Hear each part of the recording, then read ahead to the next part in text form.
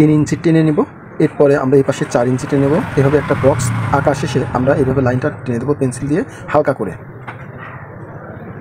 তো এইভাবে টানতে হবে, উপর দিকে যে নিচের দিকেও টানতে হবে।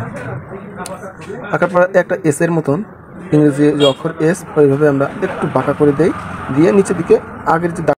এরপরে আমরা আমের বোটা আঁকবো। এর জন্য উপর থেকে নিচ পর্যন্ত এইভাবে হালকা করে টেনে দেবো। এবার আমের পাতা আঁকার জন্য আমরা উপর থেকে নিচে আমি যেভাবে দিচ্ছি এভাবে টেনে দাও। তারপরে আমের পাতা আকৃতি একটা পাতা এঁকে দিলাম, হালকা ঢেউ হবে।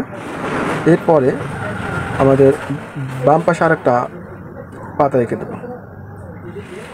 সেম কায়দা আগেরটা যেভাবে আঁকছি এভাবে আঁকতে হবে। একটু আমের পাতার যে ঢেউগুলো এভাবে দিয়ে দিলাম। তো এই মোটামুটি আমের পাতা হয়ে গেল। এরপরে আমাদের যে কাজটা করতে হবে রং করার জন্য, রং করার আগে আমরা সিগনেচার পেন দিয়ে আউটলাইনটা টানব। এভাবে আউটলাইনটা আমরা টেনে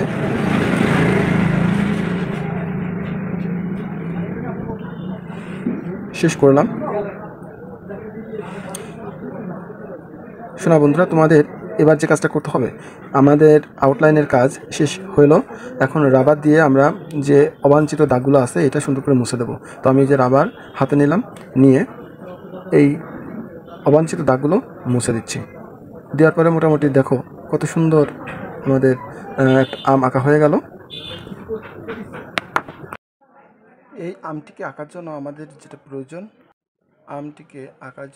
যেটা প্রয়োজন, প্রথমে আমরা একটা অফসেট কাগজ নেব, এরপরে একটা স্কেল নেব এবং সাথে থাকবে একটা ভালো মানের পেন্সিল এবং আমরা স্কেলের সাহায্যে আমরা প্রথমে দুইটা লম্বা দাগ নেব, যেটা 4 ইঞ্চি করে, এবং চওড়া দুটো দাগ নেব 3 ইঞ্চি করে, অর্থাৎ একটা বক্সের মতো হবে। দেখো আমি যেভাবে আঁকতেছি অনেকটা এভাবে আঁকবা। তবে আমি একটু বলি, পেন্সিলে যখন আঁকবো তখন এটা হালকা করে আঁকবো, কারণ আমাকে এই দাগগুলো আবার মুছে দিতে হবে, ঠিক আছে? এর জন্য আমরা কি করব, হালকা করে আঁকবো। এবং দেখো এই পাশেও আমি 3 ইঞ্চি টেনে দিই।